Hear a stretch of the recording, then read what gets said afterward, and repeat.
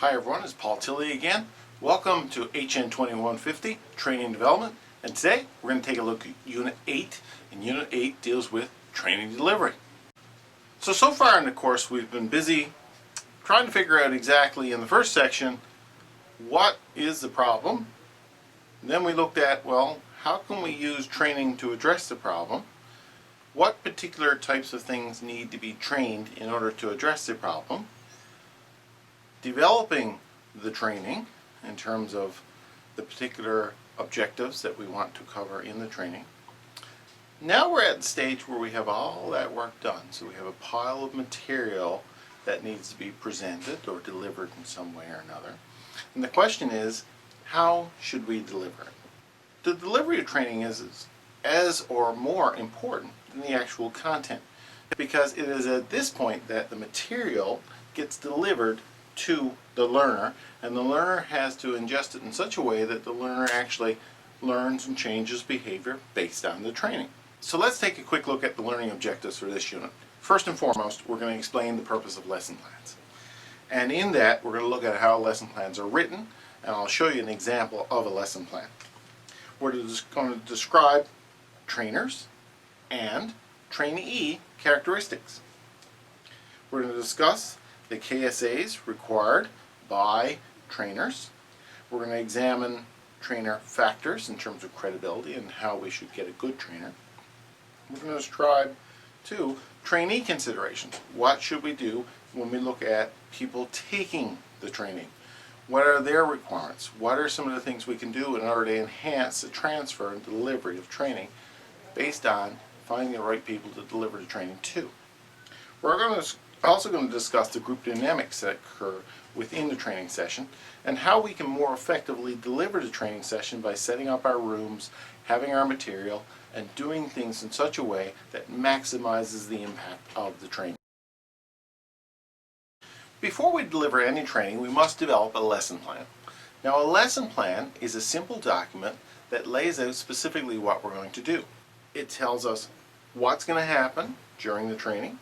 It lays down a step-by-step procedure for delivering the training. It should include properly stated learning objectives, training methods best suited to these objectives, a time frame for the training, a list of resources that the training will need, and notes on the delivery. Other important considerations in developing lesson plans to make sure that all the tasks are done in a proper sequence. So for example, for training people how to bake cakes, it's important to know that you add the ingredients and mix them before you put it in the oven.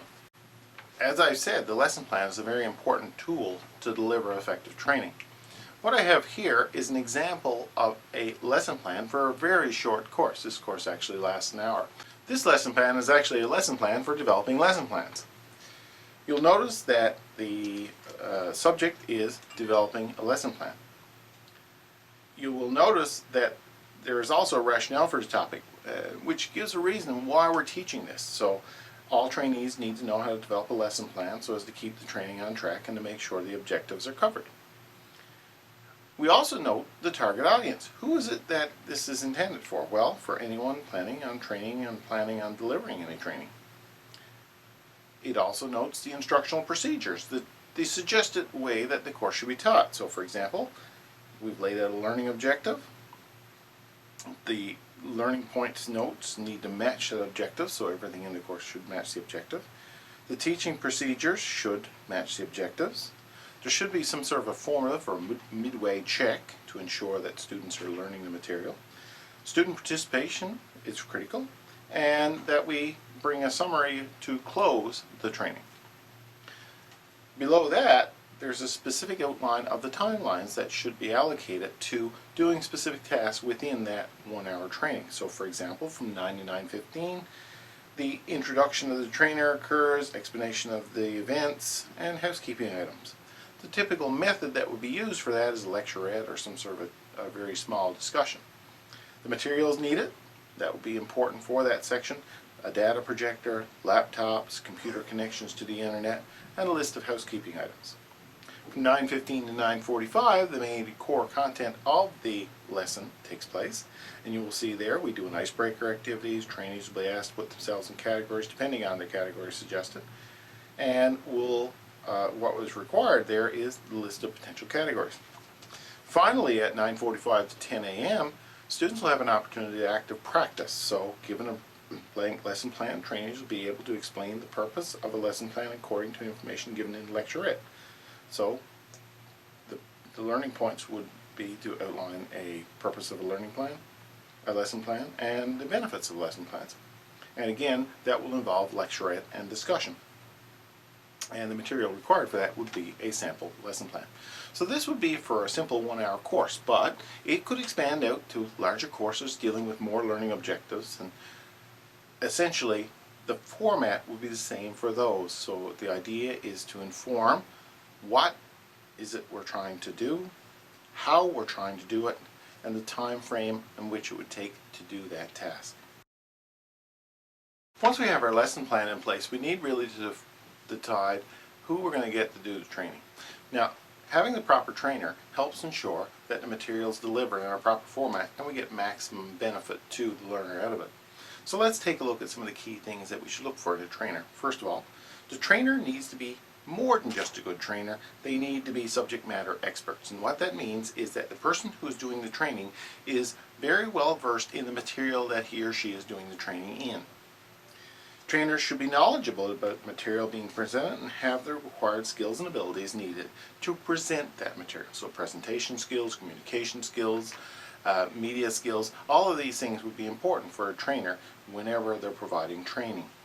The trainer must be able to make content information interesting. That's another key thing.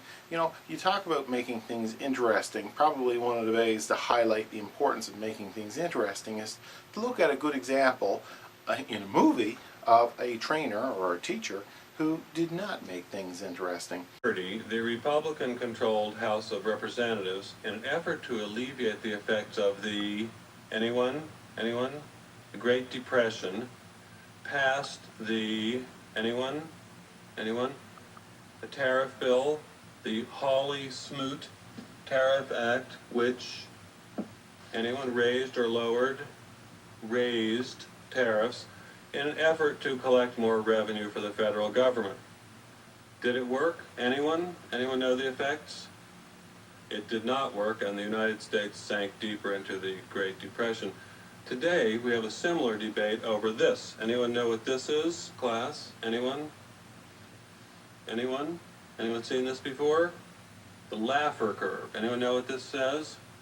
It says that at this point on the revenue curve, you will get exactly the same amount of revenue.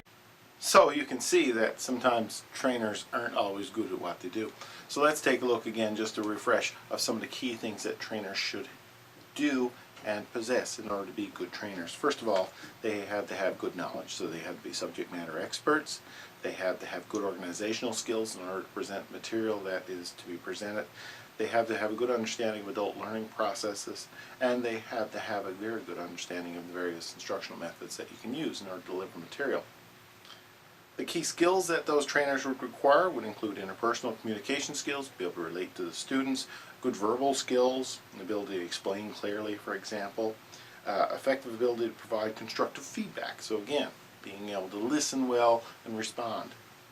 Platform skills, being able to speak, being able to present. Organizational skills, being able to deliver training in a comprehensive and cohesive way.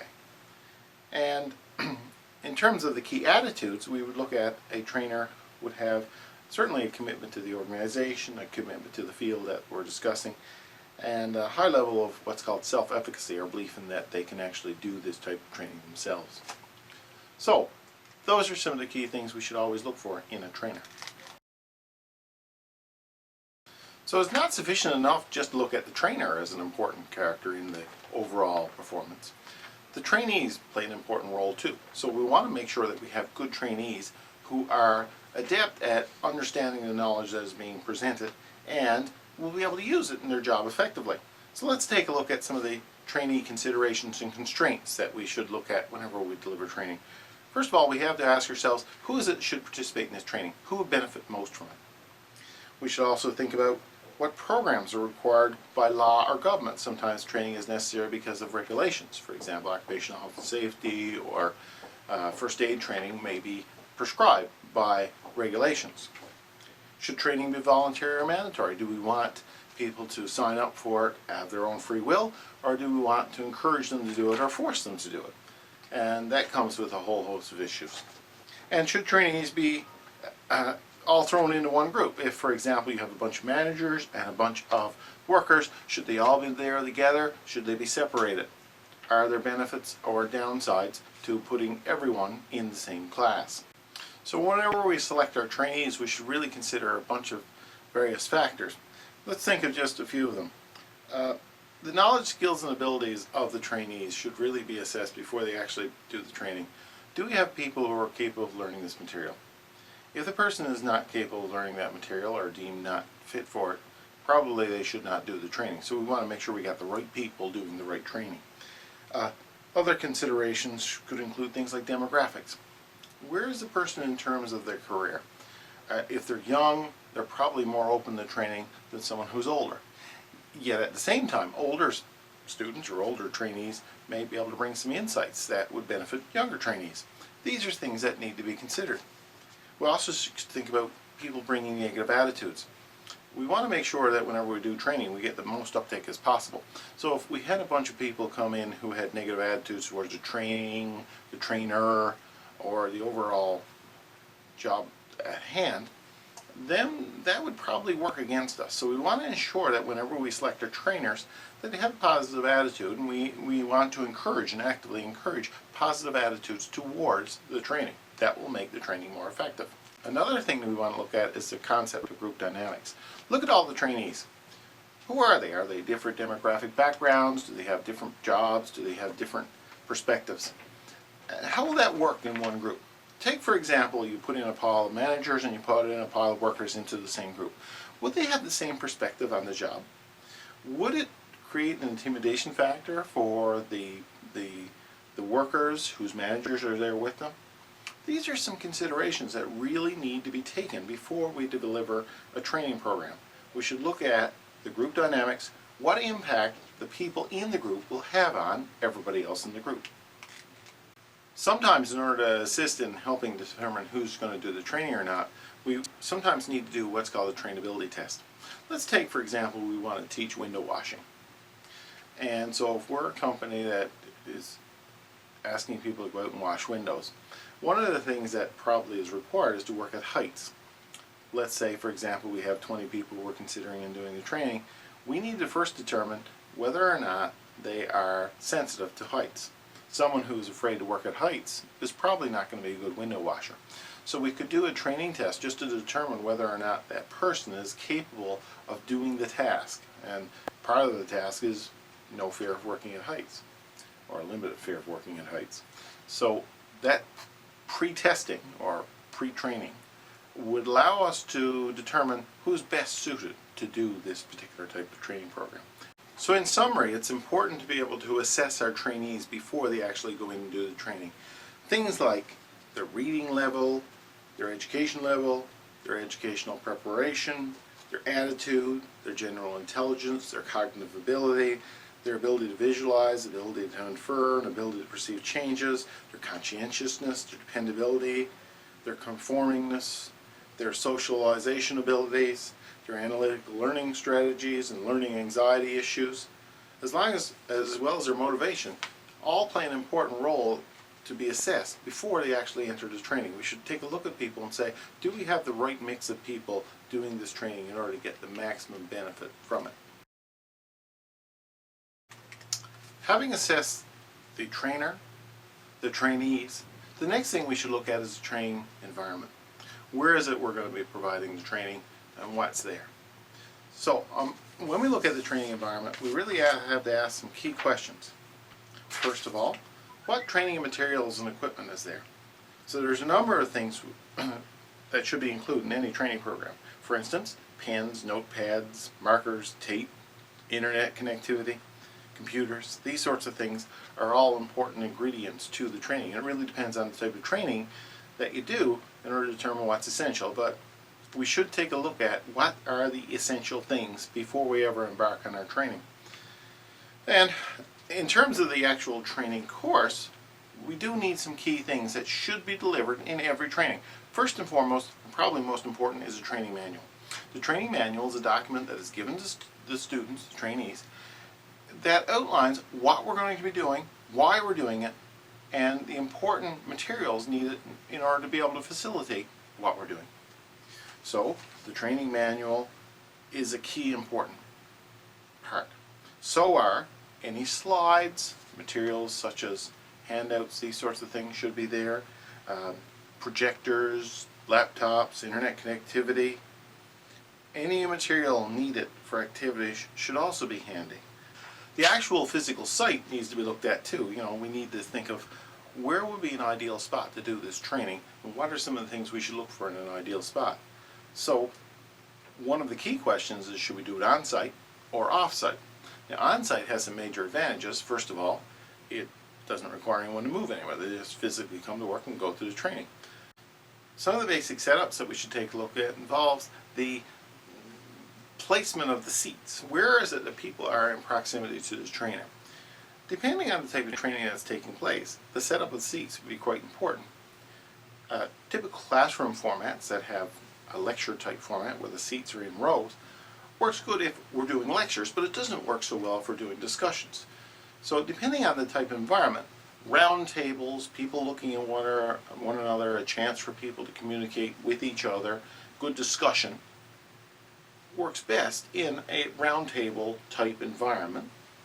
Lecturing works best in a tables in a row environment. So we should really look at the type of environment very closely before we deliver the training. We should ensure too that there are a few distractions in that environment. Is it the right temperature? Is there noise? Are there windows? Because windows can provide distractions. Do we have the proper environment in which to do the training? Next, we need to look at the schedule. What is it that we are scheduling here? Is it a several hour long event or a multi-day event? That makes a lot of difference to things like the budget, things like the space, and things like the commitment of time that the trainer and the trainees have to put into this particular type of training. So we really need to assess all of those things in order to think about how we should deliver this training in the most effective way. So scheduling the training is important. We need to ensure that training is scheduled in such a way to provide the maximum benefit, and that if the specified time is set, that it is adhered to. The availability of the room is going to make a big difference, and should the necessary equipment be available at that given time. The length of time required for the training is another consideration.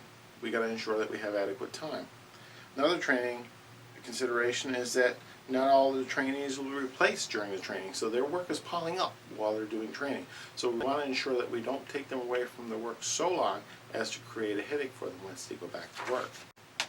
In terms of the overall administration of the training, then we really need to look at, well, our budget. How much money do we have to spend? And we have to operate within that budget. Training can be very expensive, especially if we have to rent rooms, move people, and put people up in hotels. So we need to ensure that our budget is well thought about before we actually go out to deliver that training. Most trainers have to coordinate with the trainees, so we need to be able to ensure that we coordinate that everyone can get to the training. The registration process, we have to have some registration process and ensure that's followed up. The supervisors and managers of the trainees who are coming need to be aware how long their people are going to be gone for. So here we are, we've looked at the training method and we've said, okay, let's ensure that we've got the people with the right skills and the right capacity with the right amount of money to provide good, effective training. We need to ensure when we do training we create a learning climate, that we have all of the pre-arrival factors taken care of. We have to ensure we greet participants and put them at ease. We have to ensure that the facility is good, and we have to ensure that the style and the behavior of the trainer works for the organization. Now let's take a look at some of the theory behind how we can get the most out of training in terms of educational theory. We're going to take a look at Gagne's model of instruction. Now, Gagne was an educational psychologist and theorist who worked in the 1950s and came up with this theory to say that there are 9 key factors that are involved in providing good, solid training. Gagné suggested that first it's important for trainers to gain attention. And what we mean by gaining attention is once you start in terms of your training, you have to be able to engage the students. What are some of the things you can do to engage the students? Asking questions, telling a joke, something like that that's appropriate would be important in order to gain a student's attention. Once the attention's gained, people's willingness to learn is increased by that much.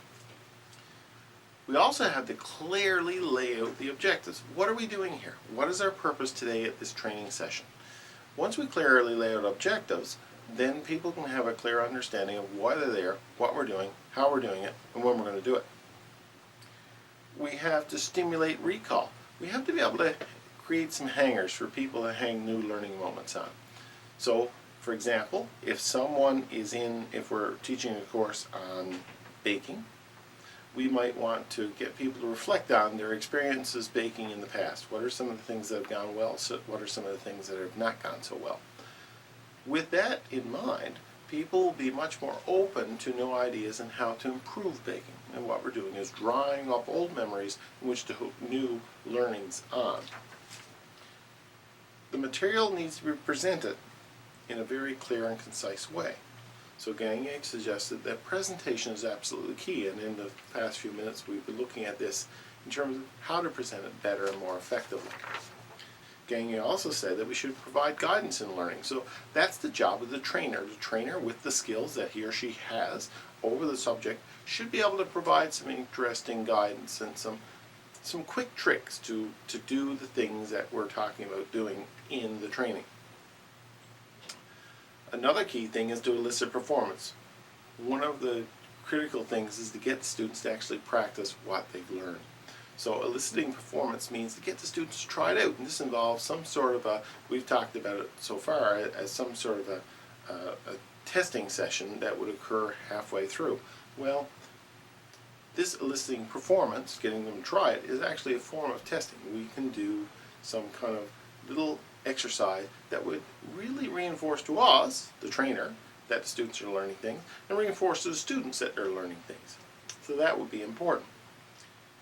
Provide informative feedback is another important point that Gagné made. Based on that exercise and the work that we've done, we need to provide feedback to the student to say, yeah, this is going well, or no, we need to make some changes to that. Again, we get performance out of them again, and the idea is to continuously assess that performance, give that feedback, and work towards opening and creating a better understanding of the material that is being discussed.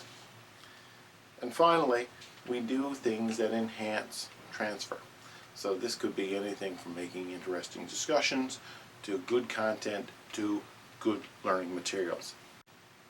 These are the critical things that Gagné have identified in order to enhance good quality instructions and promote good quality learning.